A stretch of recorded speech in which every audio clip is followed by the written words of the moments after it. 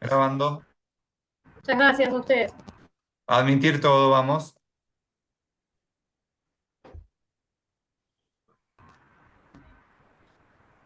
Ahí ya se están uniendo los colegas, así que ahora, Bebe, ni bien terminen de unirse todos, te aviso. Perfecto.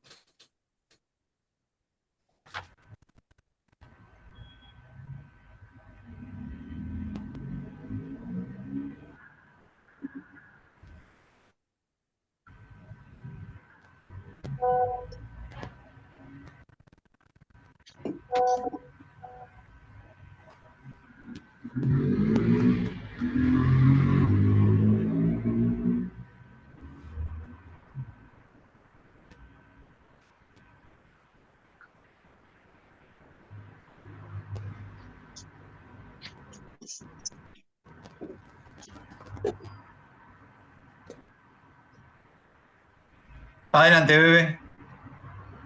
Bueno, buenas tardes a todos y todas. En primer lugar, agradecer al doctor Darío Campo Pilla la enorme generosidad que ha tenido de permitirme abrir esta jornada académica. Agradecer al doctor Esteban Ayala, en representación de la municipalidad, por su constante apoyo a tener mejores abogados y abogadas, ya como una política de Estado, ¿no? De la municipalidad a las demás autoridades, Lorena Romero, doctor Mayer de la asociación, a quien va a disertar el día de hoy nuestra queridísima amiga y prestigiosa abogada Luisina Ortiz. Y la verdad que si nosotros tuviéramos que hacer hoy un, una encuesta de cuál es el apellido que más escuchamos en el ámbito tribunalicio, seguramente ese apellido es Vargas, ¿no? ¿Quién de nosotros, cuando no se comunica con un colega, cuando no se comunica en un juzgado, en un tribunal, quién de nosotros nos habla de Barrios? Con distintas aristas, con distintas posiciones, pero que un fallo revolucionario. ¿Por qué? Porque acaba de terminar con la licuación de los créditos litigiosos. Y la licuación de los créditos litigiosos no solamente perjudicaba al más vulnerable, sino que también nos perjudicaba a todos los abogados y abogadas que ejercemos la profesión. Y que había generado en los últimos años que un montón de procesos que se debían dilucidar en el ámbito de la provincia de Buenos Aires cruzaran el riachuelo y fueran a parar a la Justicia Nacional del Trabajo o la Justicia Nacional Civil Comercial corresponde, como fuera competente en cada caso. Esto significa volver a recuperar la competencia de nosotros. Y la verdad, les quiero felicitar a Darío Capilla, porque lo hace a través de la visión de una abogada, de alguien que ejerce todos los días como hacemos nosotros, y que nos va a contar cuál es la visión de este lado de la profesión, de este lado del mostrador. Así que, Darío Campopilla, enorme agradecimiento por tu generosidad. Y bueno, le voy a pasar la palabra a agradecer a Luri, a nosotros le decimos Luri, a la doctora Lucina Ortiz. Le voy a pasar la palabra a mi amigo Esteban Ayala y convocarlos para que seguir en este camino, en el camino de especializarnos y de cambiar nuestros conocimientos día a día. Así que muchísimas gracias. Esteban, querido, te paso la palabra. Bueno, Bebe, buenas tardes y muchas gracias nuevamente.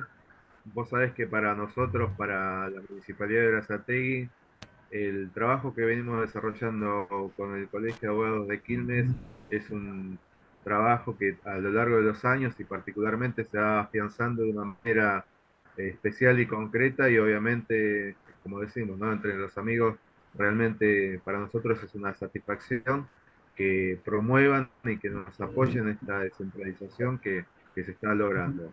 Agradecer obviamente a la Asociación de Abogados Organizados de Berazategui bueno, en conjunto con la municipalidad y el colegio están desarrollando este ciclo de charlas académicas, en mandar y a todos los participantes el saludo del doctor Juan José Musi, como intendente municipal, el doctor Campos, de asesoría letrada, pero fundamentalmente también agradecer la participación de los colegas y en especial a nuestra disertante, la doctora Luli Ortiz, porque nosotros la conocemos así, que seguramente nos va a enriquecer con respecto a lo que es el Fallo Barrios y fundamentalmente actualizar. Nosotros tenemos como premisa el trabajo que venimos desarrollando a lo largo de estos años y fundamentalmente es el mejoramiento de la calidad profesional de todos los colegas.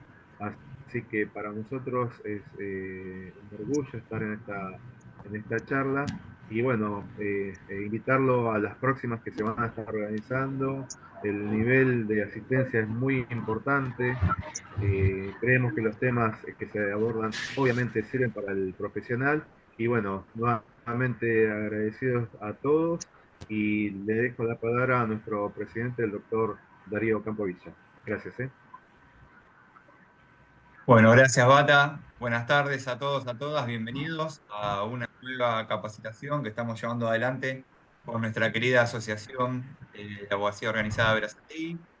Adherir, como siempre, a los agradecimientos, ¿sí? A las palabras del doctor Bienvenido Basalo, a las palabras del doctor Esteban Ayala. Agradecer al Colegio de Abogados de Quilmes, agradecer a la Municipalidad de Berazategui, agradecer también a toda la comisión directiva de nuestra asociación y especialmente agradecer a la disertante en esta oportunidad, es una amiga de la casa, es una doctora, una abogada de a pie, como decimos los que pateamos tribunales y los que ejercemos esta hermosa profesión liberal, una de las más apasionantes del mundo, sin lugar a dudas. Y decirles también que, bueno, estamos muy, muy contentos. Tenemos una participación altísima en esta oportunidad también, 110 participantes. Demuestra también la necesidad imperiosa de seguir capacitándonos que tenemos los abogados y las abogadas.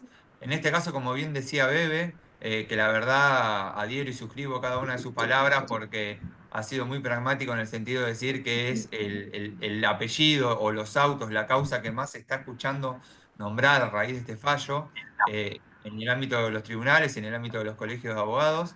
Así que bueno, este nos parece un tema de vanguardia que tenemos que llevar adelante para compartir, para convidar con todos los colegas.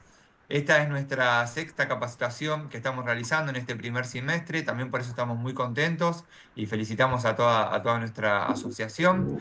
En la primera oportunidad hablamos sobre honorarios, luego volvimos a hablar sobre honorarios en relación a la aplicación de este fallo nuevo, de la nueva doctrina legal de barrios. También tuvimos capacitaciones sobre derecho procesal penal, sobre el intercambio telegráfico en materia laboral, una capacitación presencial sobre derecho a la comunicación que se realizó en el quinto piso de la Municipalidad de Berazategui, la cual llevó adelante los jueces de familia unidos de nuestro querido partido, ¿sí? Así que bueno, Luli, le vamos a dar la palabra, agradecerte nuevamente y antes de pasarle la palabra, comentarles brevemente algunas cuestiones en cuanto a la dinámica de la capacitación, de la charla. En primer lugar, pedirles que a todos aquellos que requieran o que necesiten un certificado de asistencia, para su emisión necesitamos, como bien recién indicamos en un mensaje que mandamos al chat, envíen sus datos, en lo posible, si es en un solo mensaje, mejor porque si no se pueden ir mechando con otros colegas y a veces no sabemos bien cuál es el dato que corresponde a cada colega, en el cual tienen que consignar nombre, apellido, matrícula, es decir, tomofolio, en el caso que sean estudiantes de la universidad, y un mail de contacto y también un celular en caso opcional, ¿no?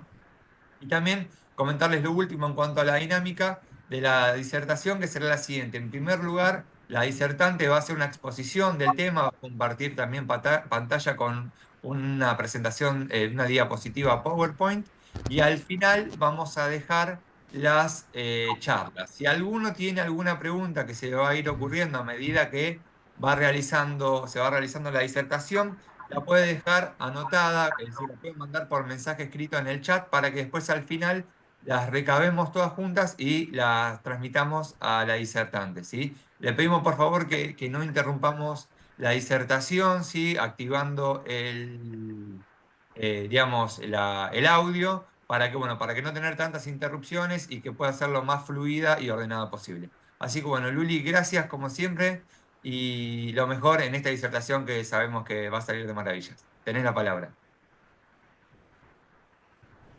¿Qué tal? Buenas tardes a todos los que se están uniendo. Muchas gracias por tantas palabras de cariño. Gracias a la asociación por convocarme en esta tarde-noche, para dar esta charla, más que disertación formal, diría yo, porque es una charla entre colegas que espero que les sea de utilidad para la actividad cotidiana. Agradecida a sus autoridades, agradecida al doctor Esteban Ayala, al doctor Mayer, al doctor Rodríguez Basalo también por acompañar siempre estos espacios de capacitación en pos de dignificar nuestra profesión. De eso se trata. Así que también aprovecho para felicitarlos y saludarlos por su primer aniversario, que sé que ha sido recientemente, y bueno, desearle que continúen creciendo de esta manera con cada una de las actividades que vienen haciendo para todos nosotros, y que sigan también por ese camino. Así que, sin más, vamos a comenzar con el tema que nos ocupa hoy, por el que he sido convocada. Todo el material que yo les preparé, se los voy a compartir luego, tanto el PowerPoint como un Drive con material doctrinario. He trabajado bastante para ustedes como para que puedan tener suficiente información. Así que antes que comenzar a exponer el PowerPoint y demás, cuando estuve estudiando este fallo y estuve viendo algunas conferencias también que se han dado, me llamó la atención por sobre todas las cosas unas palabras que comentó el doctor Soria, quien desarrolla el voto en el fallo, en oportunidad de que fue convocado para hablar en el Colegio de San Isidro. Y en esa charla el doctor Soria dijo que si las sentencias tuvieran un título, el título de este fallo Barrios sería un elogio a la abogacía. ¿Por qué? Justamente porque hubo un colega, como cualquiera de nosotros, en este caso fue un letrado, podía haber sido una letrada también, que sin claudicar peticionó, fundó, argumentó en pos de cambiar el estado de cosas que teníamos hasta el presente. Y así fue. Los argumentos del colega fueron leídos, fueron escuchados y logró revertir una tendencia que parecía inamovible. Así que bien vale el esfuerzo de hacer todos los días un poquito más para mejorar, para capacitarnos, para argumentar, ya sea cuando estamos haciendo nuestras demandas, nuestras contestaciones. A veces nos preguntamos, ¿esto será leído? Cuando buscamos jurisprudencia también, no claudiquemos, ¿sí? Sigamos capacitándonos, sigamos en ese camino, podemos lograr cambiar el estado de cosas, ¿sí? Siempre se dice que el derecho es lo que los jueces dicen. Bueno, en parte sí, pero también si los abogados y abogadas no nos esforzamos cada día más en cambiar el estado de cosas, podemos hacerlo. Así que, sin más, comenzar esta charla, decirles que hemos visto a lo largo, quienes litigamos durante todos estos años, hemos visto, sobre todo en el fuero laboral, y quienes hacemos también parte actora, trabajadora, hemos visto cómo las indemnizaciones a causa de la inflación devastadora que hubo a lo largo de este tiempo se han convertido en el mismo daño. Se han pulverizado los créditos de los trabajadores a causa de la inflación devastadora que hubo durante estas décadas.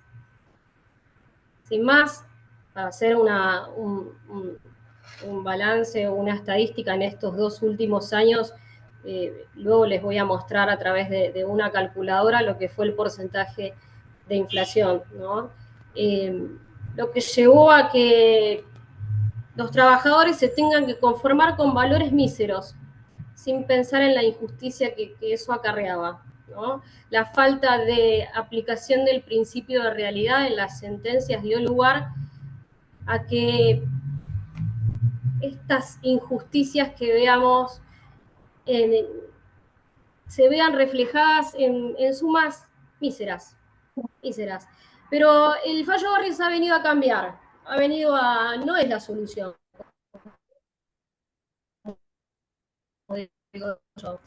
Tiene un efecto sagra, un antes, un después, pero tenemos que trabajar muchísimo. Es solo el comienzo. Quizás es una luz que hemos visto en este camino, que tantos doctrinarios, tantas juristas, en cada conferencia que se ha hecho a lo largo de la provincia de Buenos Aires y en todo el país, porque esto va a tener también un efecto en todo el país, hemos visto cómo hemos luchado para cambiar este estado de cosas y se inicia un nuevo paradigma. Así que, sin más, voy a compartirles pantalla. Esperemos que la Corte Federal no le dé la espalda también a este fallo. De hecho, en uno de los puntos, la Suprema Corte advierte esta cuestión y fundamenta y se apoya para que la Corte también no revierta esta posición. Voy a compartirles pantalla para comenzar. Ustedes me dicen si se puede ver bien.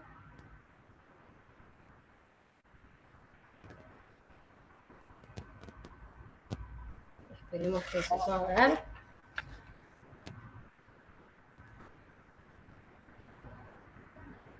No sé si se puede ver en forma completa o... Por ahora no, No Lu. se ve. No se ve nada, Luli. A ver ahora. Vamos a ver.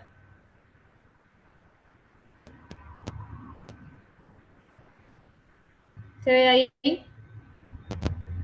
No, No se ve nada. ¿No?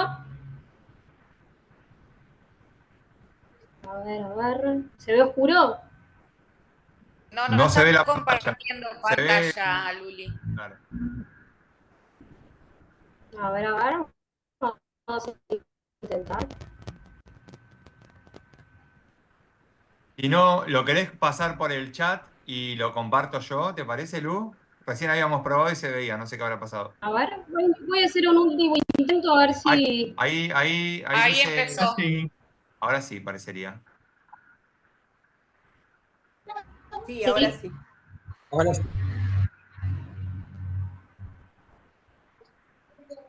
Voy a ver si se puede ver en forma completa. Dale. Díganme Ahí va. ustedes si se puede ver. Sí. Ya se ve. ¿Se ve la carátula? Bien. Ahí se ve la primer Estamos- filmina, se ve. Bien, perfecto. Ustedes me dirán si hay algún inconveniente. ¿Sí? Ahí está la Bien. segunda. Perfecto. ¿Listo? Comenzamos Adelante. entonces. Cualquier cosa ustedes van diciendo, ¿sí? Bien. Aquí la causa Barrios, Héctor Francisco contra Lascano, Sandra y otras sobre daños y perjuicios. El núcleo de la cuestión, el núcleo decisorio de la cuestión fue que el 17 de abril del año 2024, a tan solo 3 meses estamos, la Suprema Corte declara la inconstitucionalidad sobrevenida del artículo 7 de la Ley 23.928. En cuanto prohíbe la actualización monetaria o la indexación de crédito para las obligaciones dinerarias. ¿Cuál fue el cambio de paradigma de este fallo? Pasar del nominalismo al valorismo. Luego lo voy a explicar con mayor detenimiento, pero este es el gran cambio que hizo el fallo Barrios. Los antecedentes prácticos, como para que los comprendan, ¿sí? Es un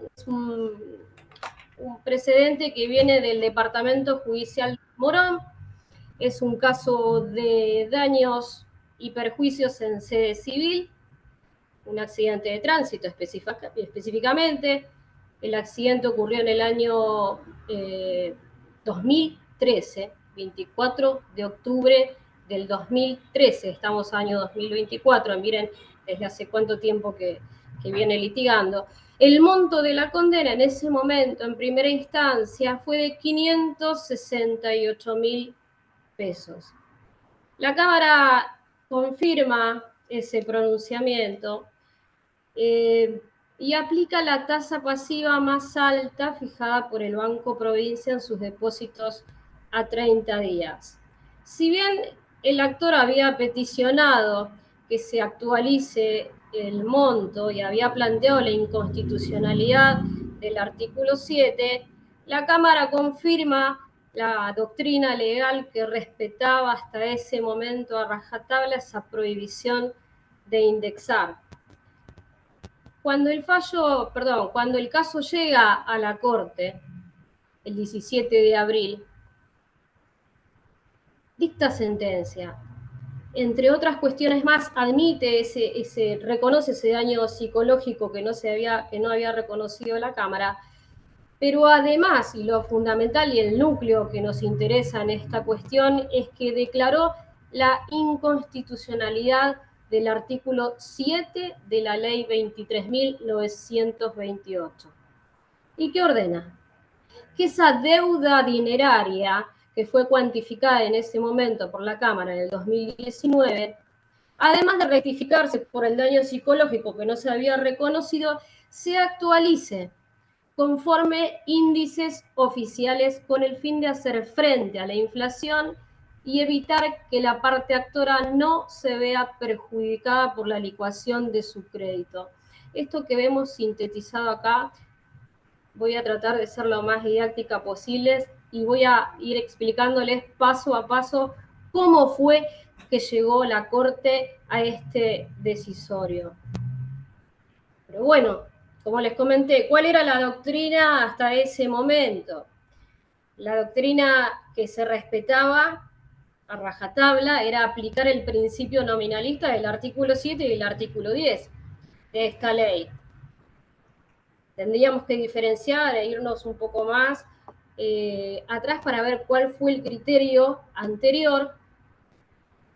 Estos son los artículos de la ley 23.928, principio nominalista. Artículo 7. El deudor de una obligación de dar de una suma determinada de pesos cumple su obligación dando el día de su vencimiento la cantidad nominalmente expresada. Obligación de dar.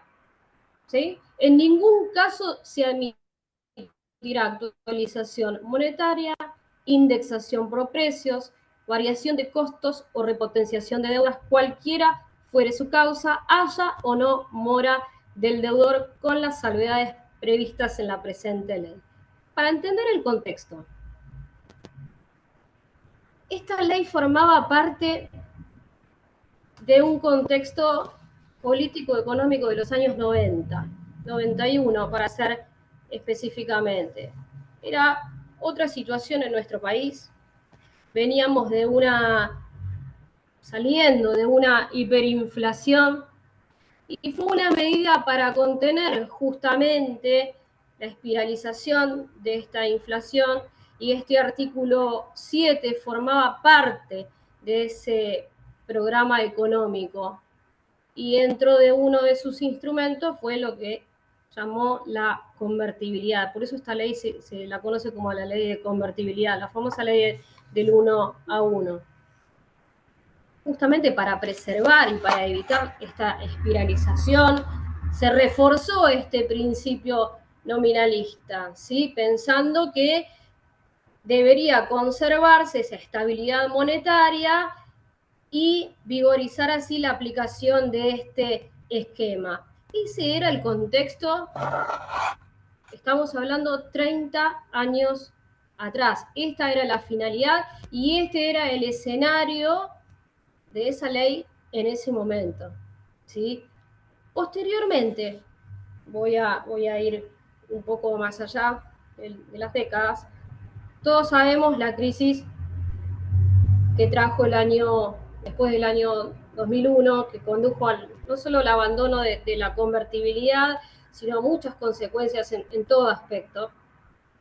Pero la ley de emergencia pública que se dictó en el año 2002 vino a derogar muchos artículos de la anterior ley. ¿Pero qué pasó? Mantuvo y refrendó este artículo 7 y la vigencia de estas cláusulas que generalmente se denominan de indexación. Estoy repitiendo la palabra indexación varias veces para que se entienda qué era lo que se prohibía.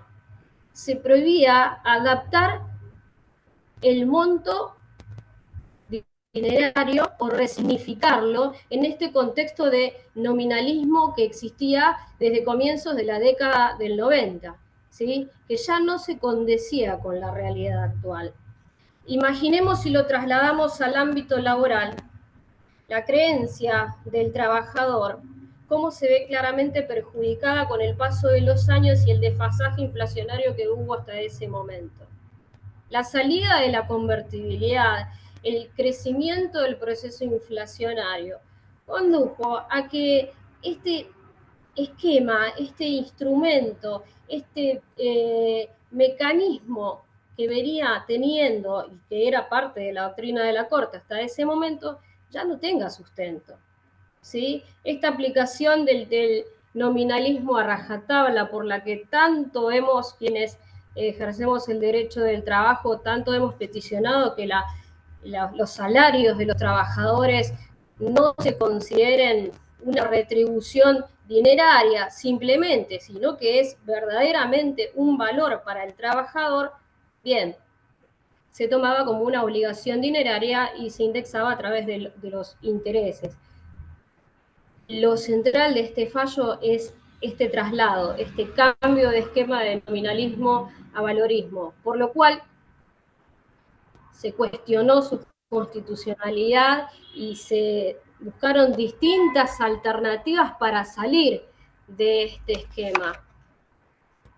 La Corte, cuando trata de reconocer a través del relato que hace en el fallo Barrios, hace un raconto del contexto histórico y cómo fue decidiendo, no solamente en su órbita, sino también en la órbita de la Corte Federal y el criterio que había tenido hasta ese momento. Entre tantos fallos que menciona en Corte de Nación, YPF con provincia de Corrientes, dentro de lo que es la doctrina de la Suprema Corte Provincial, Ponce y Ginossi del año 2009. ¿Cuál era ese planteo? Se respetaba y no se contrariaba la finalidad de la ley. Se reafirmaba el valorismo en este momento. Y así continuó con ese criterio. Hay otros fallos también, Mazzolo, Fabiano, Alba, Fernández, todos estos fallos son citados en el raconto histórico que hace la Suprema Corte en el fallo Barrios. Pero dice, bueno, hasta acá era este planteo. Ahí también en el Power les hago una evolución desde el año 1991. ¿Cómo fue el criterio de la tasa aplicable por la Corte? Tomemos en cuenta que en el año 91, que es el mismo año de la ley 23.592, estaba vigente el artículo 622 del Código Civil. Desde ese momento se tomó la tasa pasiva como doctrina legal y luego, con el paso de los años hasta llegar al año 2015, se convalida la utilización de la tasa pasiva digital a través del caso Zócaro con provincia ART.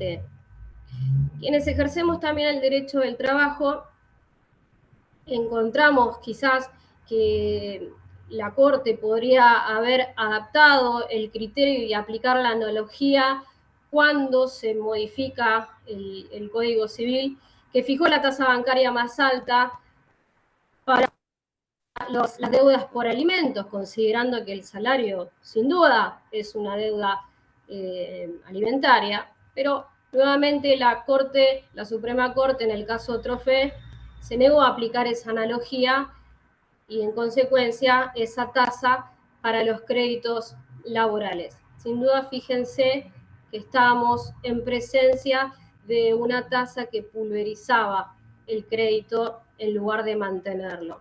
Ahora bien, luego de hacer todo este raconto, la Corte dice que, y también reconoce que durante todos estos años se efectuaron distintos mecanismos de salida para no declarar la inconstitucionalidad de la ley, pero tratar de actualizar las deudas de alguna forma, pero el camino ya era inevitable. ¿Por qué? Y en uno de los fundamentos, en uno de los puntos del fallo, dice que el artículo 7 de esta ley describe el panorama con el que se encontraban los magistrados en ese momento, hasta el día de hoy, hasta hace poco tiempo. Dice, el artículo 7 coadyuva de manera nula o escasa a la consecución de los fines al tiempo de su sanción, que era contribuir a la estabilidad económica. El contexto era palmario, completamente distinto el que teníamos en el año 1991 hasta el que tenemos en la actualidad y durante todos estos años. Estábamos bajo una plataforma o bajo una regla prohibitiva de la actualización que sin dudas iba en contra de los derechos humanos laborales, como a mí me gusta llamarlo específicamente, y lo que producía era una merma en todo lo que es el aspecto de la protección de la cuantificación de los créditos laborales. Bien, ¿qué es lo que pasa? ¿Qué es lo que sucede también en este tiempo? En el fallo, Barrios, también la Corte cita dos precedentes fundamentales que empiezan a ver esta situación. El fallo Niguera para las obligaciones de valor, donde se aplica también la tasa del 6%, la tasa pura, desde la fecha del hecho hasta el momento de la estimación del daño. Cuando llegas a terminar todo este recorrido histórico y toda esta antesala que les comenté hasta acá, tiene que analizar realmente si la norma puede ser descalificada, si puede ser declarada inconstitucional o tiene que mostrar, como dice, una inexcusable compatibilidad constitucional, porque dice siempre en la doctrina de la Corte, es una decisión de última ratio. Quizás es una, a decir del doctor Juan Formaro, es una mención decimonónica, que ya en estos tiempos no la adaptaría, pero coincido también con el doctor. ¿Qué camino toma? Entonces dice, tenemos que analizar todas las posibilidades que existen, todos los métodos posibles para ver realmente si hay que declarar inconstitucional este artículo. Entonces, este fallo que es, la verdad que tiene una calidad argumentativa muy rica, pedagógico en cierto sentido, porque trata de demostrar por todas las variantes posibles cuáles pueden ser los diferentes esquemas para llegar a una decisión. Muestra y analiza cuáles son las distintas variables inflacionarias y el impacto que tienen en la economía. Entonces, realiza una comparación entre distintos índices. Entre los índices que toma son estos tres que yo les puse acá. No significa que sean los únicos, pero toma esos índices como referencia y comienza a comparar la metodología actual de la Corte con estos índices o ajustes o coeficientes. Esa es una discusión que quedará también para otro momento, pero lo que hace es comparar la doctrina actual con la posibilidad hipotética de repotenciar o actualizar la deuda al día de la fecha. Y para eso lo que hace es lo siguiente. Este cuadro está tomado específicamente del fallo. Dice, la primera opción es cuantifiquemos de acuerdo a el capital de la sentencia del fallo Barrios, que era de Cámara, de 568.000 pesos, cuantificándolo, obviamente con la tasa pura del 6% anual, y agregando los intereses de tasa pasiva digital, llegaría con la doctrina actual de la Corte a un monto de 2.286.000 para redondear, ¿sí? La otra opción estima es actualizarlo mediante el índice de precios al consumidor. Y aquí toma el mismo capital, como ven, la tasa pura sigue siendo la misma, ajusta ese capital, luego le agrega también la tasa pura y ya fíjense la diferencia. Tenemos a la fecha 15.357.108 pesos. La tercera opción, el coeficiente de estabilización de referencia, más conocido como ajuste por ser. Toma esa alternativa también. Vean la diferencia, 12.214.599.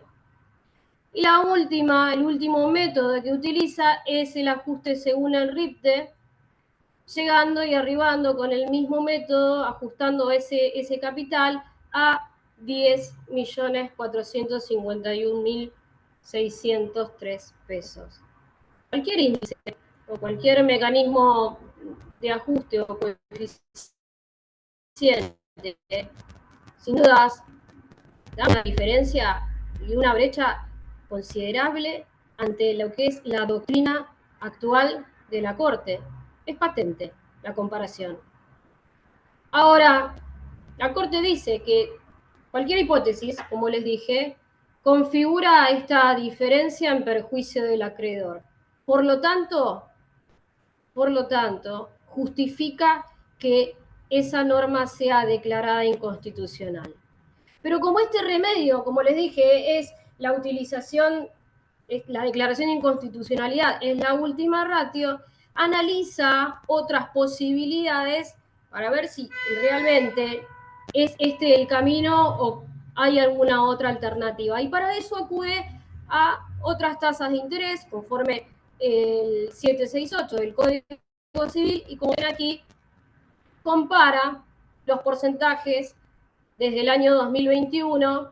Observen la diferencia, si aplicaría la tasa pasiva más alta, la tasa pasiva digital, el año 2023 es donde se ve aún más la brecha, y si aplicamos la tasa del índice del IPC, llegamos a un porcentaje de 211,52%. Sin dudas, los resultados son palmarios, son manifiestos, y está claro que de seguir aplicando esa doctrina que se tenía hasta ese momento, se perjudican o se iban a continuar perjudicando los derechos de propiedad del acreedor. Lo digo en general, porque si bien nos enfocamos más, los que ejercemos más en el foro del trabajo, nos enfocamos más en ese aspecto. Este es un fallo que, si bien es de materia civil, es transversal y aplica, ya lo vamos a ver en la otra parte de la charla, aplica al fuero laboral perfectamente. ¿Cuáles son los fundamentos? Algunos de ellos dice el artículo 7 de la ley 23.928, texto según ley 25.561, tiene que ser descalificado. ¿Por qué? Porque desconoce el principio de razonabilidad, el derecho de propiedad del reclamante y no permite proveer una tutela judicial eficaz. Importantísimo. En definitiva, las actuales condiciones inflacionarias impactan negativamente en quienes reclaman o tienen reconocido un crédito en un proceso judicial, pues el paso del tiempo puede derivar en la licuación de su acreencia. Y aquí podemos ver que la misma Corte dice que sin habérselo propuesto, el sistema muchas veces termina ofreciendo incentivos para no cumplir o profundizar la morosidad con estrategias de obstinada litigiosidad. Vaya si lo sabemos también quienes venimos litigando desde hace mucho tiempo y sabemos que con la duración de los procesos judiciales muchas veces el crédito del trabajador se termina licuando. Quizás este es un término que vemos o que ya escuchamos muy a menudo, y termina percibiendo indemnizaciones completamente reducidas, míseras en comparación a lo que deberían ser realmente. En conclusión, lo que el fallo dispone no es cómo tiene que ser y cómo tiene que aplicarse o qué índice tiene que aplicarse. No, lo primero que dice este fallo es la inconstitucionalidad tiene que ser el último paso. Primero buscar si existen otros mecanismos de actualización de créditos y si no existen o no hay otra alternativa o no hay otro camino para continuar, en ese caso sí se procederá a indexar.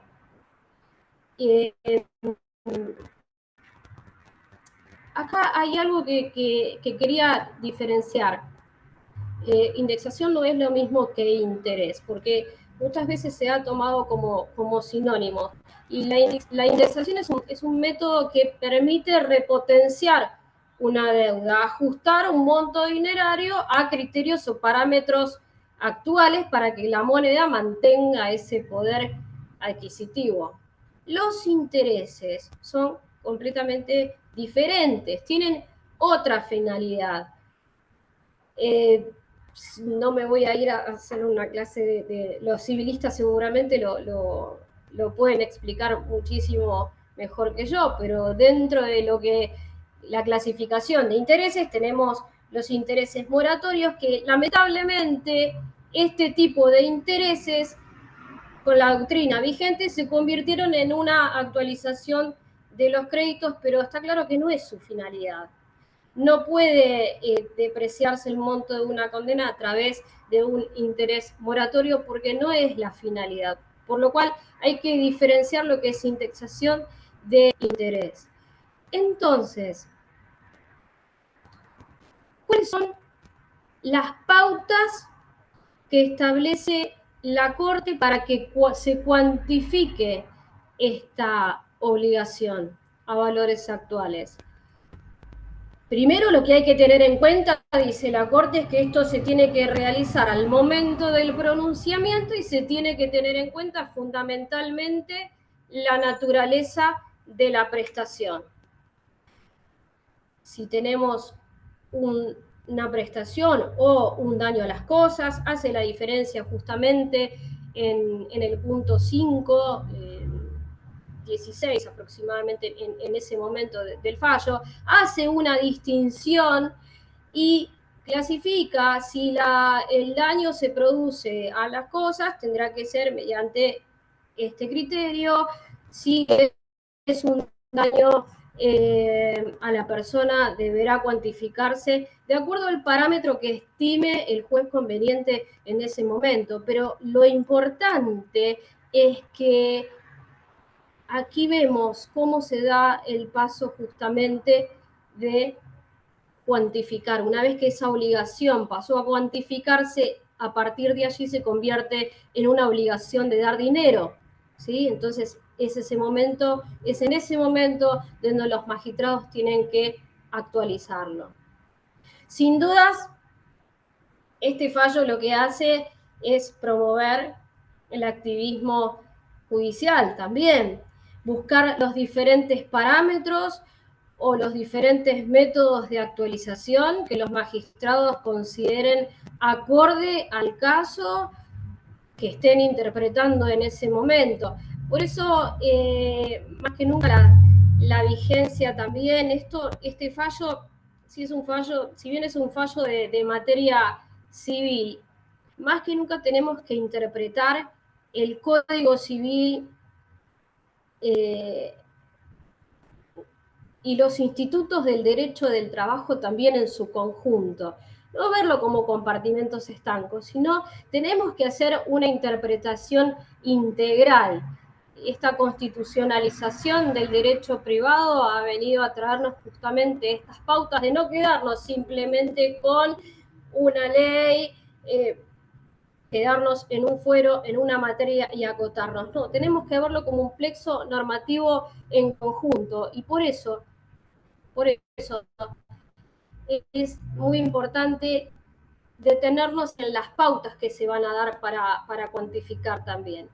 A su vez dice, el juez o tribunal, de no ser posible la solución del entuerto, mediante la aplicación de instrumentos alternativos de preservación del capital, el juez o el tribunal que interviene ha de establecer el mecanismo específico de preservación del crédito, que fuere más idóneo para emplearse en el caso.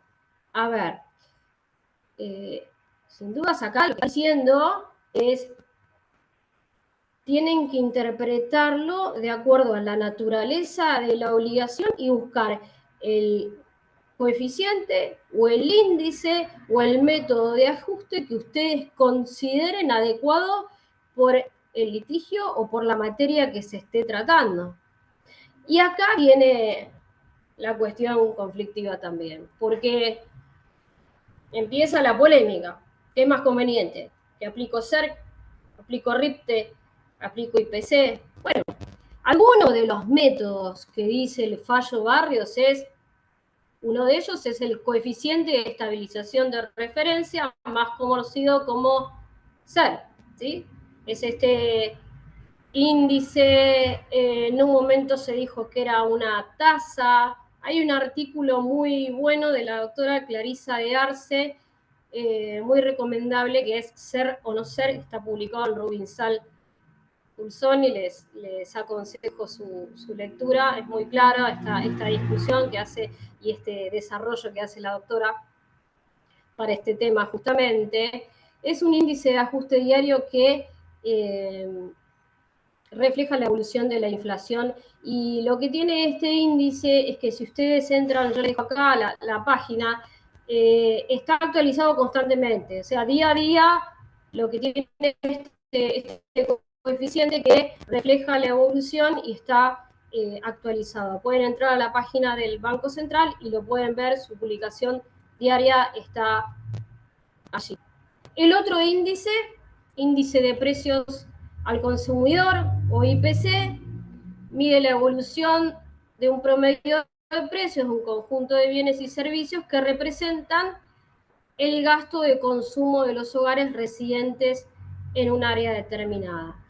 Aquí también les dejo la página. Es muy importante que busquen las páginas oficiales. Independientemente de que existen algunos programas de actualización, no les voy a dar ese consejo, busquen las páginas oficiales. A veces son complicados de leer porque son planillas de Excel, pero bueno, yo lo que les aconsejo siempre es que, independientemente de utilizar su método de actualización, que hoy hay muchos programas, que utilicen las páginas y lo hagan también manualmente, si el tiempo les permite. El tema que aquí tenemos, que no está de más mencionarlo, es que muchas veces los índices no se publican, a diferencia del CER del anterior, no están publicados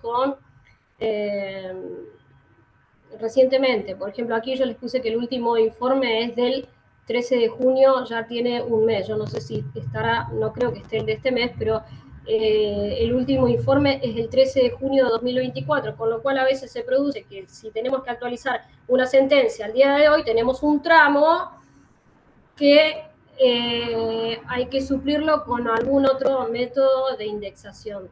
Algunos tribunales han fallado con respecto a esta cuestión y se los voy a mencionar luego cuando les dé el detalle de las sentencias que lo han aplicado. El otro método, RIPTE, remuneración imponible promedio de los trabajadores estables.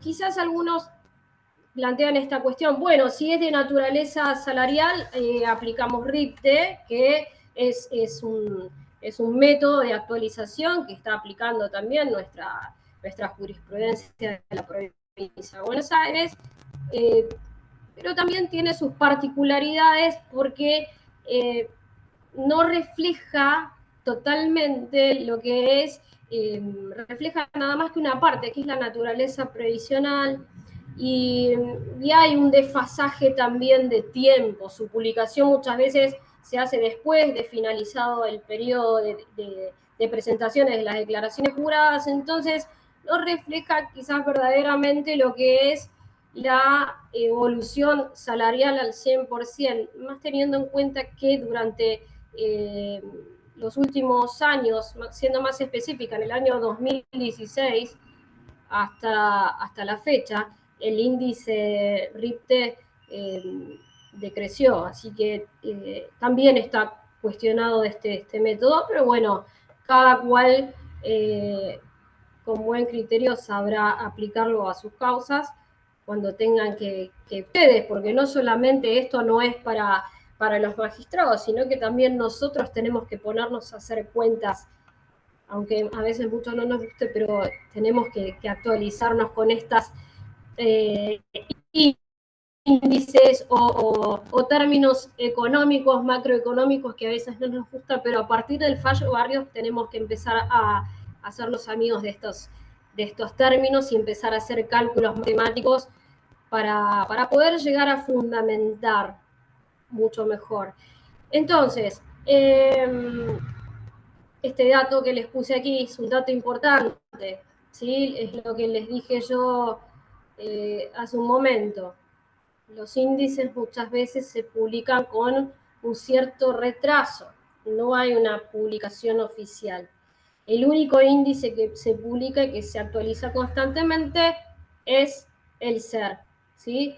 Hay cierta jurisprudencia civil, no la he visto en el fuero laboral, sí en uno de los fallos, que si mal no recuerdo es Butera, pero hay otro fallo civil que utiliza métodos de empalme, porque cuando no encuentran el índice adecuado o queda una franja donde no hay un índice oficial, lo van actualizando y lo cotejan con el SER, que sí, está publicado diariamente, luego aplican el método de base y vuelven a aplicar SER y demás. Quizás es un poco confuso ahora, por ahí en la práctica, o daría para otra charla más cómo computar y cómo actualizar estos índices, pero sepan que muchas veces pasa esto, que al momento de cuantificar no hay una publicación, por lo cual muchas veces se hace necesario hacer un método de empalme. Es importante también recalcar esta cuestión. Esta indexación a través de estos mecanismos, de estos índices, lo que mantienen actualizado es el capital. Luego, por otro lado, tenemos la tasa de interés moratorio del 6%, que es un monto de hasta el 6%, dice el fallo Barrios, hasta el 6%. Algunos discutirán si es un tope, si es un límite o no. Bueno, también va a depender de la naturaleza de la obligación o del crédito en cuestión. Esta tasa de interés, esta tasa del 6%, que muchas veces hay que diferenciarla porque no de pantalla. No es una tasa bancaria, porque para hacerlo práctico, muchos lo confunden con una tasa bancaria, pero esto no es, a diferencia de la tasa bancaria, esto es una tasa pura, ¿sí? A diferencia de la tasa bancaria es en primer lugar, que no va acorde a la inflación, ¿sí? La tasa bancaria es una decisión política económica de los bancos, es un paquete también que dentro de lo que es el paquete de la tasa bancaria tiene los gastos bancarios, la depreciación monetaria y muchos otros rubros, muchas escorias, como se suele decir también. He escuchado también a algunos doctrinarios o juristas hablar de este paquete. Es completamente distinto a lo que es esta tasa, ¿sí? Que generalmente está reconocida, también está cuestionada, ¿no? Si realmente es una tasa acorde, pero está aceptada, ¿sí? Como que devenga un interés considerable a diferencia de lo que es una tasa bancaria. Ahora, ¿cuáles son los límites que tienen que tener los magistrados para tener en cuenta al momento de actualizar estos montos o cuáles son los límites que tienen que tener al momento de cuantificar diferentes puntos. Entre ellos, dice, la interdicción del enriquecimiento sin causa, de conductas que importen un abuso del derecho, buena fe, equidad, equivalencia de las prestaciones, morigeración de resultados excesivos que arrojar el uso de mecanismos de actualización, variaciones de precios, indexación.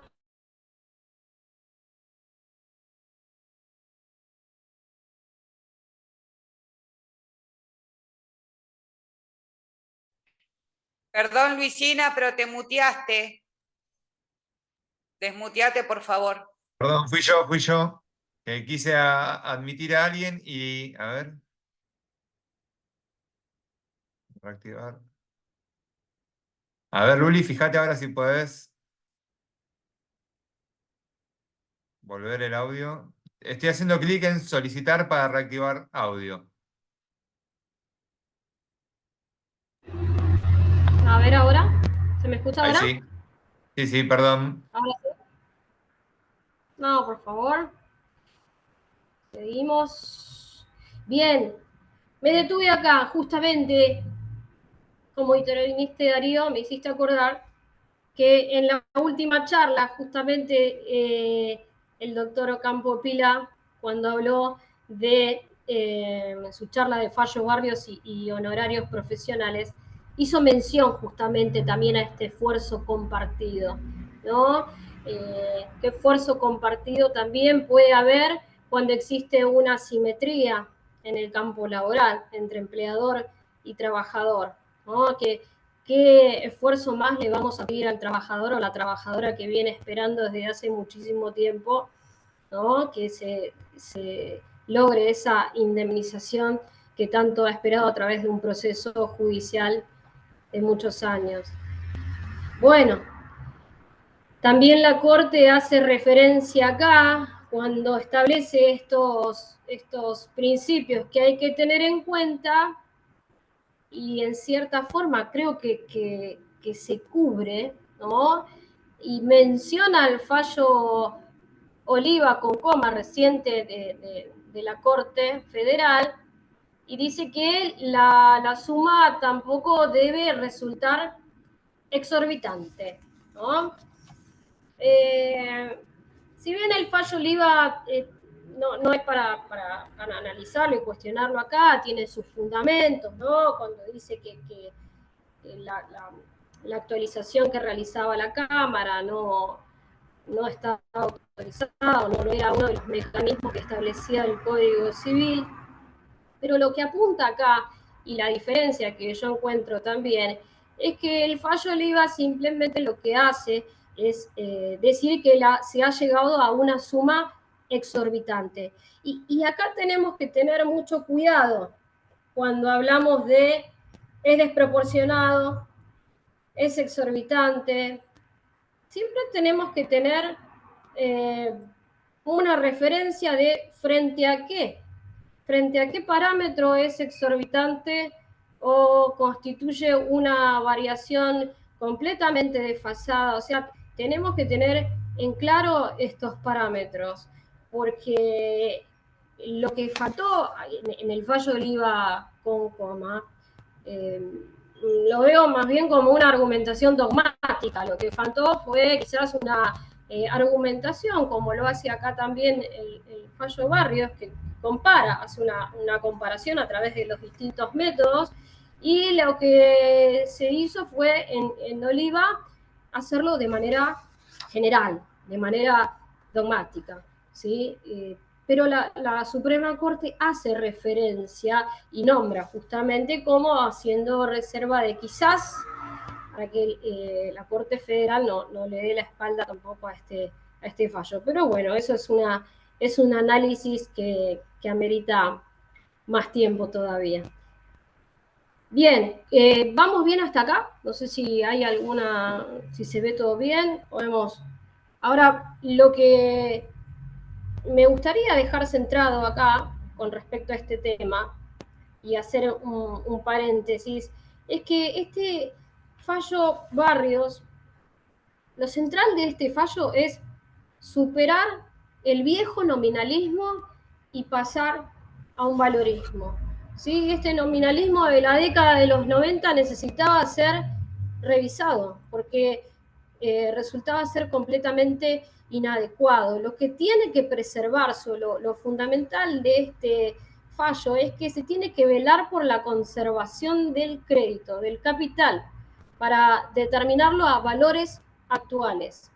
El fallo Barrios no dice cómo hay que hacerlo.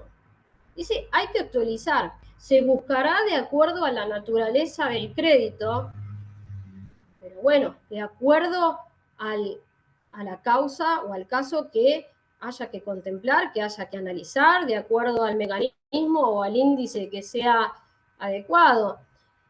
Si bien da estos tres métodos de actualización o de indexación, no son los únicos. El fallo dice que puede haber otros esquemas para poder actualizar esta deuda, pero tienen que ser oficiales. Los métodos de actualización tienen que ser oficiales. Ahora bien, muchas veces es recurrente la pregunta de cuando se dictó este fallo si se veía aplicable en materia laboral, dado que el fallo era una causa de daños y perjuicios en sede civil.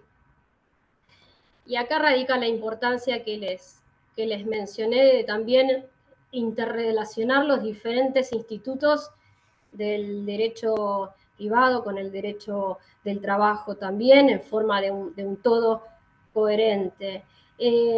Para que no queden dudas, el fallo Barrios, si bien es de la materia de daños y perjuicios civil, hace expresa mención de los créditos de naturaleza laboral. Y acá les transcribí justamente una de las partes donde lo menciona. Dice, de tal suerte, si estuviera en cuestión la privación de un salario determinado o en su defecto, si se aplicara un parámetro remanente, por ejemplo, el salario mínimo vital o móvil o el RIPTE, se hará idéntica operación con el monto del parámetro utilizado, calculándolo a la fecha de la sentencia. Clarísimo. Es muy claro que este fallo es aplicable en materia laboral, sin suscitar ningún tipo de dudas, ¿sí? Para nosotros, para los que hacemos derecho del trabajo, el hecho de que se tome el salario como un valor, porque esta es la cuestión, ¿sí? Estamos disponiendo sobre deudas de valor. Desde hace tiempo se ha reclamado que el salario no es una contraprestación o un intercambio del trabajador por poner la fuerza de su trabajo a disposición. No es meramente un intercambio o una deuda dineraria.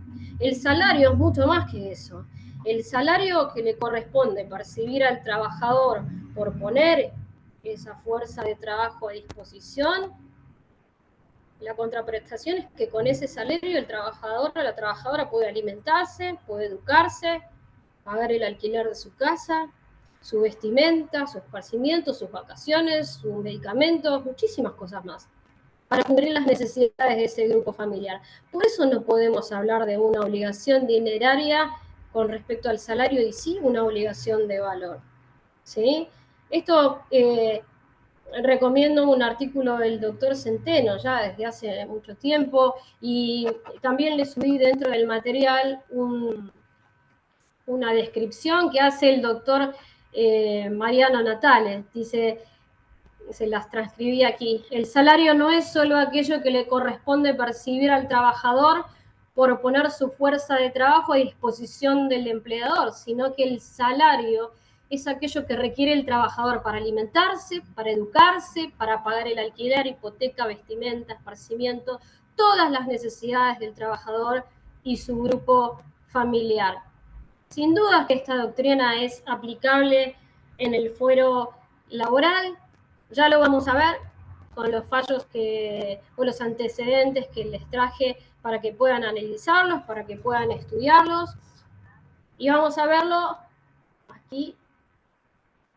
Algunos de los que traje, por favor les pido si alguno tiene algún otro antecedente que no esté dentro de la lista de fallos que tengo aquí, que me lo hagan saber o que me lo puedan hacer llegar por alguna vía, así podemos seguir haciendo estoy haciendo un pequeño compendio y voy recolectando no solamente lo que es los tribunales de nuestro departamento judicial, sino también de toda la provincia, porque hay distintos criterios. Hay algunos fallos que son ejemplares, como el primero, que recomiendo su lectura. Noten, el primero fue dictado tan solo a una semana de dictarse el fallo Barrios, porque Barrios fue el 17 y la sentencia fue del 24 de abril. El fallo Coleman-Nericon-Wins es del Tribunal de Trabajo número 1 de San Miguel. Este fallo desarrolla y tiene una calidad argumentativa, comparativa, cuasi pedagógica, porque comienza a describir diferentes métodos posibles de indexación para el crédito laboral, pero a su vez no se queda tan solo con compararlo a través del índice RIPTE, del SER o de distintos métodos de ajuste, sino que también compara hasta el valor dólar que existía al momento del despido y al momento de la sentencia. Es sin dudas, la verdad que ejemplar en lo que fue el desarrollo de su argumentación y un esfuerzo argumentativo bastante importante el que se hizo. Un ejercicio metódico, la verdad, lo recomiendo. El próximo fallo que tienen aquí en el Power, creo que se los había mencionado anteriormente, es Butera María Anel Luz con Yeracitano Susana, es del Tribunal de Trabajo número 1 de Olavarría. Este tribunal utilizó el índice RIPTE para cuantificar la deuda actual, pero tiene la particularidad de que utiliza un empalme, como les había dicho yo, porque el índice RIPTE estaba publicado en una fecha o un mes anterior al dictado de la sentencia, entonces aplica por ese periodo en que no hubo publicación oficial, aplica la tasa activa promedio de descuento a 30 días, por lo cual compensa ese periodo en el cual no tuvo un índice por el cual actualizar, ¿sí? También lo recomiendo por el empalme que hace al actualizar el monto. En el caso de Medina Carosino, con la segunda, es un fallo del Tribunal de San Isidro, se aplicó también el índice RIPTE, una tasa pura del 6%. Vemos en estos casos cómo se van aplicando diferentes índices. La mayoría, en el caso de Butera, Medina, han aplicado también el índice RIPTE. Medina lo hace. Blando, en este caso, este antecedente del Tribunal de Trabajo aplica el índice de precios del consumidor porque considera y hace una argumentación muy buena de por qué considera que el índice de precios del consumidor es aplicable, fundamenta por qué lo aplica. Bueno, es el criterio compartido, creo que por el Tribunal de Trabajo número 1 también de acá de Quilmes, ahora lo vamos a ver. Bello Nélida Beatriz, también es un fallo de San Nicolás, que aplica RIPTE también. Este es un fallo de nuestra jurisdicción, del Tribunal de Trabajo 2 de Quilmes, González Jorge Luis, con provincia de RT. También utiliza el índice RIPTE con el 6% desde que se produjo el hecho hasta el momento de la sentencia, ¿sí? Rapari, que es Rapari Miguel Alejandro con Chen, es del Tribunal de Trabajo número 3, también de nuestra jurisdicción. También aplica el índice RIPTE. Hay una disidencia ahí porque el doctor Ponte vota en disidencia. El doctor Ponte, por una cuestión de integración, se incorpora también a votar esta sentencia, y él en disidencia, si bien coincide con los métodos, con los fundamentos de la sentencia, él es doctrina de su tribunal aplicar el IPC, por lo cual hace esa salvedad en el fallo. Tenemos otro fallo también de La Matanza, con el mismo criterio, Gómez Florentín, del Tribunal de Trabajo número 4, que aplica RIPTE. Tenemos un fallo del Tribunal de Trabajo número 5 también. No les puse la fecha aquí, pero fue al poco tiempo también. Creo que fue, si mal no recuerdo, fue un voto del doctor Guibaudi, donde se centra en el Instituto del Salario como deuda de valor, y por eso también argumenta el porqué de la utilización de este índice también. Uno de los primeros fallos también acá en nuestro departamento judicial fueron estos dos del Tribunal número 1, tanto Rizo Pablo con Flama y Rodríguez Miguel Ángel con Empresa DOM, ambos del Tribunal de Trabajo número 1 de Quilmes. En este caso, el Tribunal número 1 de Quilmes aplicó el índice de precios al consumidor también. Todos estos fallos yo se los voy a dejar a través de un link y un drive en el que les voy a compartir. Además de todos estos fallos, también los pueden buscar por la MEP y el PowerPoint también, para que tengan la referencia. También se los voy a compartir a todos. Así que bienvenidos sea si tienen también algún otro fallo más por el cual conozcan que se haya aplicado esta doctrina del fallo Barrios. Lo cierto es que independientemente del criterio que adopte cada uno de los magistrados y magistradas dentro de la provincia de Buenos Aires, valoro y celebro que se esté aplicando.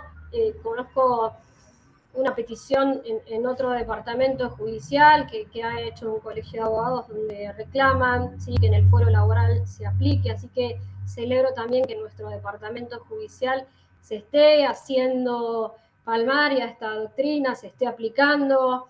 Podemos coincidir o no con el método, ustedes lo evaluarán de acuerdo a si realizan parte actora, parte demandada, pueden coincidir o no, pero siempre con fundamento, y eso es a lo que los invito a que comiencen a capacitarse en estos métodos de actualización para fundamentar aún más sus posiciones, y cuando lleguen a una audiencia de vista de causa, estén bien informados acerca de los parámetros a utilizar. Bueno, esto es sin duda un fallo bisagra, como les dije, que respeta fundamentalmente y es la puerta de entrada al respeto del fuero del derecho del trabajo, el fuero laboral, lo que tiene que hacer en este momento, por eso celebro que lo esté haciendo, tiene que actuar como un fuero de derechos humanos, que proteja los derechos de los justiciables. Es el primer camino, se está haciendo, se está logrando. ¿Habrá que perfeccionarlo? Sí, sin dudas, pero eso también es parte de nuestro trabajo. No solamente cuando planteamos una actualización, no la planteemos del modo amplio, decir, bueno, el crédito está desactualizado, solicito que se aplique la doctrina Barrios. No. ¿Por qué? ¿Por qué coinciden o consideran ustedes que tiene que aplicarse este índice para hacer mejor su creencia o la creencia del trabajador? Fundamental, argumentar, informarse, ¿sí? Llevemos al fuero del trabajo una petición fundada, una petición argumentada, para que construyamos cada vez más un mejor derecho del trabajo. Eso es indistinto, pero que cada petición a través de este marco que se abre ahora sea fundada y de acuerdo a parámetros que puedan ser ostensibles y realmente puedan demostrarlos. Por eso yo les compartí este Power con los diferentes índices y las diferentes páginas donde pueden sacar los métodos para actualizar y para hacerlo ustedes también esos cálculos que no son difíciles. Al principio cuestan un poco, al principio es complicado, pero cuando llegamos a tener un coeficiente estableciendo el parámetro inicial y el parámetro para actualizar el monto, se va a hacer muchísimo más fácil y ya van a poder ir completamente seguros de lo que van a plantear cuando les toque ir a la audiencia de vista de causa o peticionar una sentencia en el fuero del trabajo. Otro dato que les dejo acá, quizás esto como plus y lo dejo como para que ustedes lo analicen por su cuenta. ¿Qué pasa si tengo un proceso en ejecución o un proceso en trámite? ¿Aplica Barrios? ¿No aplica Barrios? Bueno, yo simplemente les traigo un antecedente que es del fuero civil.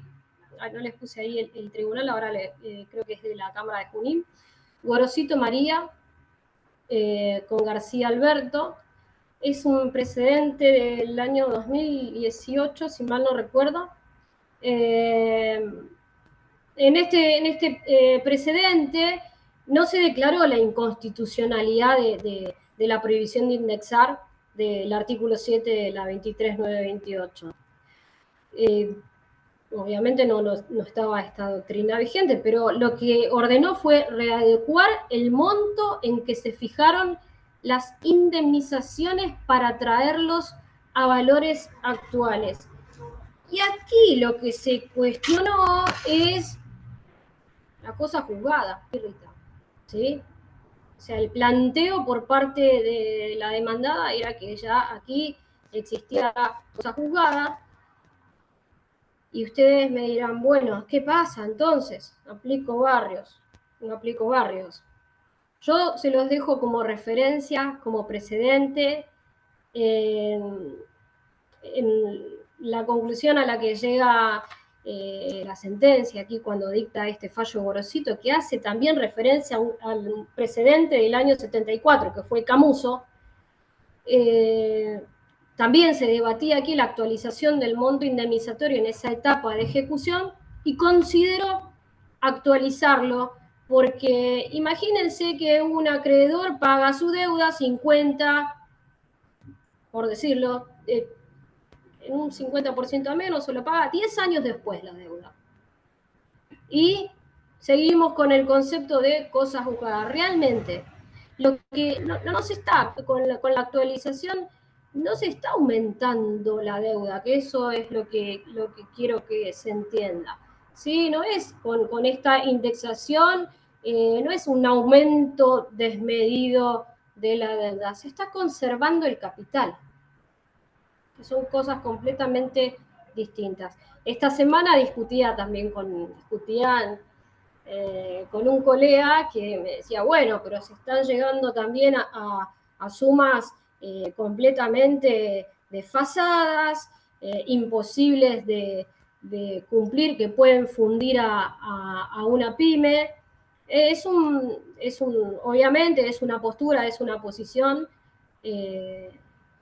válida, completamente válida, pero bueno, tenemos que adecuarnos y saber frente a qué parámetros nos estamos plantando, ¿sí? Si adoptamos un índice o si planteamos que es una suma exorbitante, ¿frente a qué parámetro? Si decimos que tiene que actualizarse porque perjudica los derechos del trabajador, sí, ¿en base a qué parámetro podemos pedir actualizar mejor esa creencia?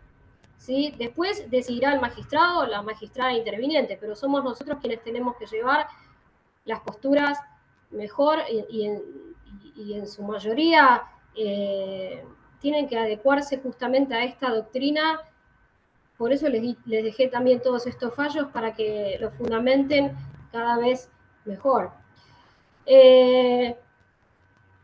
La postura con la que coincide también el doctor Jorge Rossi es que la doctrina que surge de Barrios es aplicable a las causas que se encuentran actualmente en etapa de ejecución, no viola la cosa juzgada y menoscaba las garantías de la Constitución Nacional y confiere a la propiedad privada y a la defensa en juicio, artículos 14 y 18, ya que la actualización solo busca preservar, como se expresa en Camuso, el resarcimiento íntegro del crédito del acreedor y su inmutabilidad a través de todo el proceso judicial. Para terminar, para ir cerrando ya, porque ya creo que estoy con el tiempo casi justo, para que no se aburran, algunas conclusiones que les he traído aquí. Hace mucho tiempo que abogados y abogadas laboralistas venimos peticionando esta cuestión de la degradación de los créditos laborales con el paso del tiempo y el desfasaje inflacionario que hemos tenido en nuestra Argentina cíclica durante todo este tiempo y mucho más durante estos 2 últimos años. Así que no olvidar que la degradación y la destrucción masiva de estos créditos laborales es momento de replantear esta cuestión, porque el trabajador y la trabajadora es objeto de preferente tutela y cualquier obstáculo o cualquier forma de situación irregular con respecto a su creencia violenta los derechos y garantías establecidos tanto en la Constitución Nacional como en Pacto Internacional de Derechos Económicos, Sociales, Culturales y la Convención Americana sobre Derechos Humanos. En fin, el respeto de los derechos humanos laborales, como me gusta decirlo a mí. Algunas conclusiones específicas del fallo para sintetizarles, entre las que está el punto se debe procurar el índice que mejor se condice con la realidad económica que representa el crédito. Y aquí les marqué también el ítem D. Dice, si bien es cierto que este mandato tiene como destinatario el juez o la jueza en el marco de un proceso dispositivo, es la parte quien debe coadyuvar a incorporar elementos para la mejor evaluación del daño en términos de actualidad. Para cerrar, me gusta mucho una frase de Manuel Atienza, una oportunidad que tuve de estar en algunas clases y presenciar algunas clases del profesor. En uno de sus artículos dice, naturalmente nunca podremos estar seguros de que vamos a tener éxito en la tarea de transformar positivamente el derecho y a través suyo el mundo o algún aspecto del mismo. Pero sí que deberíamos estar seguros de que al menos tendríamos que intentarlo. Yo lo convoco en estos tiempos en que nuevamente los derechos de los trabajadores vuelven a ser objeto de ataque, que reafirmemos la vigencia de los derechos humanos laborales más que nunca. Se acerca el día de los abogados y las abogadas laboralistas, que es el 7 de julio, en conmemoración a la Noche de las Corbatas. y me parece que tenemos que resignificar los postulados de nuestra Constitución Nacional, de los tratados internacionales de derechos humanos, más que nunca. Sin poder haber ayudado, haber podido dar un planteo o un panorama integral, no quería aburrirlos con más información, pero si necesitan, estoy a disposición para cualquier consulta. No tengo la respuesta para todo, pero he tratado de ser lo más dinámica y lo más pedagógica posible para que puedan comprender, ¿sí? Y me encuentro a disposición, agradecida, y bueno, si hay alguna consulta, alguna duda, alguna inquietud, estoy acá para escucharlos, o para también intercambiar opiniones y fallos también, y estoy a la espera de que me envíen fallos. Si pueden enviarme, también se los voy a agradecer para ampliar el compendio que estoy haciendo. Bueno, Luli, excelente, la verdad. Un lujo, impresionante. A mí personalmente me encantó, muy completo, muy profundizado también, y en especial muchos precedentes, no solo de nuestro departamento judicial, sino también de la provincia de Buenos Aires. Eso también es muy importante destacar. Lore, no sé si pudimos anotar algunas preguntas, yo vi que algunas se estuvieron haciendo. Sí, en realidad acá las dudas de los colegas tienen que ver con la parte demandada. ¿Qué pasa con las pymes y estas actualizaciones? Bueno, es esto. Lo que decía Luli, me parece, cada uno buscar dónde fundar y cómo fundar, ¿no? Sí, totalmente. No sé quién hizo la pregunta. Bueno, sí, obviamente los parámetros están, los métodos de actualización están postulados y debemos argumentarlo, ya sea que estemos por parte de trabajadora, por parte demandada también. La verdad que el fallo Barrios, entiéndanlo desde el punto de vista de quienes hacen empleadora, que también les sirve a las empresas, porque las empresas también tienen deudas para reclamar de otras empresas y también pueden pedir la actualización de un crédito. Así que este fallo es transversal a todos los, tanto al fuero laboral como al fuero civil, así que la empresa también, o la pyme también puede ser parte actora. Y no creo que con este nuevo fallo creo que se va a convocar realmente a establecer nuevos parámetros conciliatorios, quizás reclamando lo debido y lo justo, porque en realidad no es que se está reclamando, como les dije, una suma exorbitante, en realidad es el mantenimiento del crédito del trabajador. Sin más, es eso. Utilizaremos un índice, otro, pero lo que estamos reclamando sin dudas es el mantenimiento del crédito. Espero haber sido clara con respecto a la duda.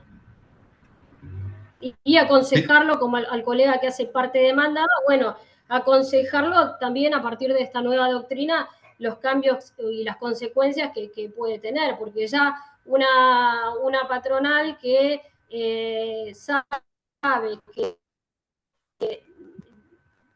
tenía una deuda X trabajador con una trabajadora y que estuvo 6 años, quizás puso ese dinero en un plazo fijo, en un fondo de inversión y quizás no perdió, al contrario.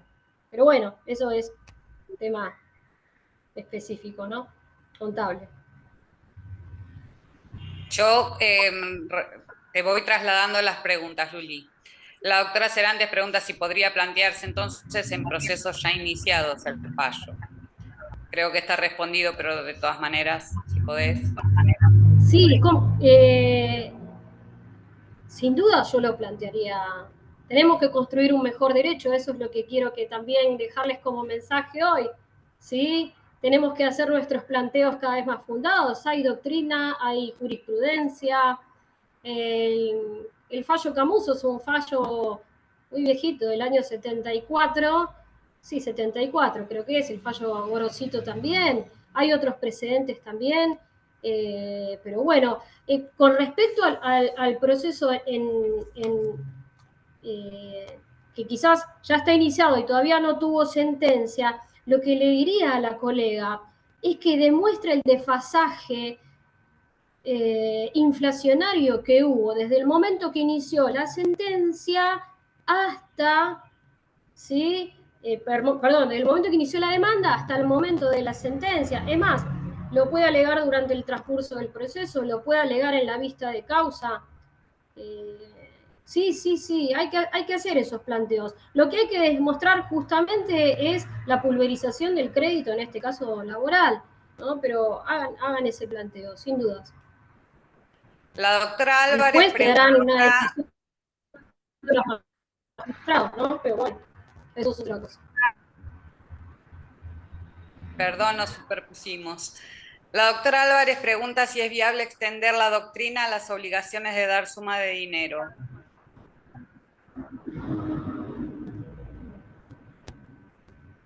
Sí, de hecho, la prohibición de indexar alcanzaba a las obligaciones de dar sumas de dinero, ¿sí? Lo que no alcanzaba era las obligaciones de valor. ¿Qué pasa? Cuando vos cuantificás una obligación de valor, automáticamente se convierte en una obligación de dar dinero. Y es esa obligación de dar dinero la que se tiene que actualizar al momento de la sentencia. Sin duda, este fallo, más que nunca, revitaliza esa actualización que tiene que hacerse a partir de esta nueva doctrina. Y para confirmar, Agostina pregunta si aplica los créditos por accidentes de trabajo y créditos laborales en general. Sí, Agostina, sí. Fíjate, hay uno de los fallos recientes, incluso en nuestro departamento judicial, creo que está en el Tribunal de Trabajo número 2, podés verlo también. Sí, claro que sí, es un daño también a las personas. Independientemente de que ya la ley de riesgo de trabajo tiene un método de actualización, depende también de cuándo haya sido el accidente y demás, ¿no? Quisiera ver los pormenores del caso, porque bueno, depende también la fecha pero sí, para aplicarlo sí, totalmente. Bueno, y la pregunta de Sebastián dice dónde se pueden encontrar las fórmulas para hacer los cálculos y aplicarlas en las demandas. Creo que en tu PowerPoint están Sebastián, las páginas. Sebastián, sí. Mira, Sebastián, yo sinceramente te voy a explicar. Creo que Darío me conoce un poco más y sabe que soy de la vieja camada que agarra el lápiz, el cuaderno y se empieza a hacer las cuentas a través y borra y escribe y saca cálculos y tiene la calculadora. Va a haber muchos programas de actualización de créditos. Lo que deberías hacer es tomar los índices oficiales que están en cada una de las páginas que yo les di en el Power y tomar el índice de inicio, ¿sí? Y el índice, por ejemplo, si tenés un despido a fecha marzo del 2021, bueno, ver qué índice vas a utilizar. Si querés considerar el RIPTE, utilizás ese índice a la fecha del despido, a la fecha a la cual querés cuantificar, ahí haces la división y te va a dar el coeficiente. Entonces deberías repotenciar tu capital de acuerdo al coeficiente que te haya dado, más el interés de la tasa pura, el 6% y demás. Pero bueno, cualquier cosa, si necesitan algún tipo de indicación, seguramente va a haber programas de actualización. Creo, no sé si ya Colproba tiene alguno, creo que ya en estos días iban a actualizarlo. Actualícenlo mediante los sistemas o las páginas que hay. no hay ningún problema, seguramente se irán actualizando, como se actualizó la página del Colegio de Abogados de Capital Federal también con respecto a la última acta, pero también les sugiero que hagamos las cuentas, porque si hacemos las cuentas también no nos guiamos tampoco por algo sistemático y sabemos y podemos fundar muy bien nuestra petición. Espero haber zanjado esa duda. Una cuestión también acá para darle alguna herramienta más al colega que hacía la pregunta. Yo ahora les voy a pasar por el chat esa cuentita que vimos que hacía algún tribunal de trabajo de Quilmes, para como que la Sí, tengan como modelito. Si ahora lo pasamos por el chat para que vean cómo hace la actualización, en este caso toman el IPC, así perfecto. que ahí lo tienen bien, se van a ver que son 5 o 6 cálculos que hay que hacer y no es muy complicado y ya lo tienen para saber cómo gráficamente ocurre ese cálculo. Ahí acabo de enviarlo. Perfecto. Es muy importante también y les sugiero, quizás, bueno, es un trabajito, pero lo que les sugiero es que lean las liquidaciones también que se hacen en los distintos, en las distintas sentencias y que fíjense cómo es la metodología de liquidación. Hay algunas, estuve fijando que falta adicionar el 6% que manda el fallo Barrios, pero bueno, van a ver que es un universo de liquidaciones y primero se van a agarrar la cabeza y van a decir cómo hago con esto, pero todos estamos aprendiendo también y vamos a paso firme, pero seguro, así que les voy a compartir también en el chat un material que tengo, un material doctrinario, es un drive que tiene acceso público, que dice Barrios, así que ahí también está el Power, también está el material doctrinario, hay muy buena doctrina reciente también que habla de este tema y hay un artículo también del doctor Natale, que les hablé, Mariano Natale, que también está publicado en Colproba, muy bueno acerca de la naturaleza del crédito laboral. No sé si hay alguna otra pregunta más, alguna otra inquietud. El doctor Pardiñas, ay, no llegué a leerlo al doctor Pardiñas. Lo Siempre es un leo. placer tenerlo al doctor Pardiñas en sala. Te lo leo, el doctor Pardiñas dice que le parece importante que cada tribunal de trabajo visibilice el índice y fórmula que va a usar y que desde el colegio se podría bregar para que eso sea público y no se ponga en riesgo el derecho de defensa. Bien, bien. Sí, coincido. Tiberio, es un placer tenerte en sala, la verdad. En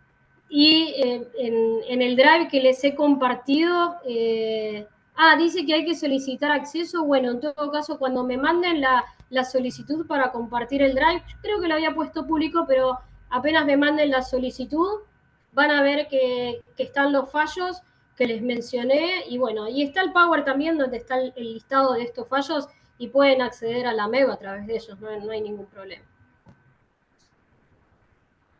Lo tengo como privado, parece. Sí. Ya ahora lo voy a cambiar y lo voy a poner como público y les voy a dar acceso. Bueno, bien, ¿les parece que vamos finalizando o quedó alguna pregunta sin responder? Bueno, acá veo que hacen una acotación, dice, ante la preocupación por la exorbitancia de los montos, no hay que olvidar que si las empresas se hubieran pagado en término sus obligaciones laborales, no los afectaría el absoluto el fallo Barrio, lo cual coincidimos.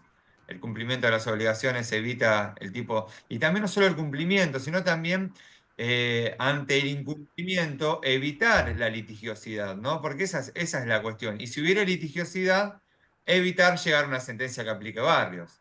Ahora hay un cambio de paradigma en ese sentido. Nosotros, abogados y abogadas, vamos a tener que ejercer la abogacía de una forma más preventiva en esta materia para aquellos deudores o clientes deudores. Así que bueno, les agradecemos a todos una vez más.